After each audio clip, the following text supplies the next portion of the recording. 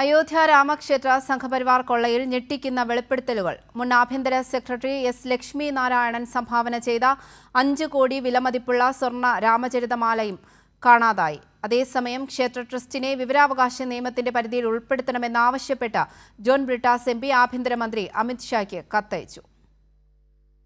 അയോധ്യ രാമക്ഷേത്രത്തിൽ കൂടുതൽ വെളിപ്പെടുത്തലുകൾ പുറത്തുവരുമ്പോൾ പ്രതിരോധത്തിലാവുകയാണ് സംഘപരിവാർ. സംഭാവനയായി നൽകിയ 5 കോടി വിലമതിപ്പുള്ള സ്വർണ്ണ രാമചരിതമാനസവും കൊള്ളയടിക്കപ്പെട്ടു എന്ന പരാതിയുമായി മുൻ കേന്ദ്ര ആഭ്യന്തര സെക്രട്ടറി എസ് ലക്ഷ്മി നാരായണൻ രംഗത്തെത്തി.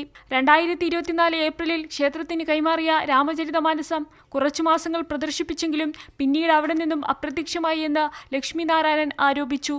സംഭാവനയ്ക്ക് ഔദ്യോഗിക രസീത് ലഭിച്ചില്ലെന്നും ക്ഷേത്ര ട്രസ്റ്റ് ഭാരവാഹികളായ നിർഭേന്ദ്ര മിശ്ര, ചമ്പത് റായ് എന്നിവരെ ബന്ധപ്പെട്ടിട്ടും കൃത്യമായ മറുപടി ലഭിച്ചില്ലെന്നും അദ്ദേഹം വെളിപ്പെടുത്തി. പരാതികൾ ഒന്നൊന്നായി പുറത്തുവരുമ്പോഴും ക്ഷേത്ര trust general secretary Champat Rai, trust അംഗം അനിൽ മിശ്ര എന്നിവരെ സംരക്ഷിക്കുകയാണ് UP സർക്കാർ.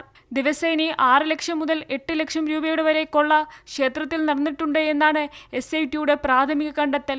അതേസമയം ക്ഷേത്ര ട്രസ്റ്റിനെ വിവരാവകാശ നിയമത്തിന്റെ പരിധിയിൽ കൊണ്ടുവരണമെന്നാവശ്യം ജോൺ ബ്രിട്ടാസ് MP ആഭ്യന്തരമന്ത്രി അമിത് ഷാക്ക് കത്തയച്ചു. ട്രസ്റ്റിലെ 15 അംഗങ്ങളിൽ 12 പേരെയും നാമനിർദ്ദേശം ചെയ്തത് കേന്ദ്ര സർക്കാരാണ്. കൂടാതെ IAS ഉദ്യോഗസ്ഥരും ട്രസ്റ്റിന്റെ ഭാഗമാണ്. പാർലമെന്റ് നിയമപ്രകാരം ഏറ്റെടുത്ത ഭൂമിയാണ് ട്രസ്റ്റിന് നൽകിയിട്ടുള്ളത്. അതുകൊണ്ട് വിവരാവകാശ നിയമപ്രകാരം ട്രസ്റ്റിനെ പബ്ലിക് അതോറിറ്റിയായി പ്രഖ്യാപിച്ചുകൊണ്ട് സുതാര്യത ഉറപ്പാക്കണമെന്ന് അദ്ദേഹം കത്തിലൂടെ ആവശ്യപ്പെട്ടു. കൈരളി ന്യൂസ്, ദില്ലി.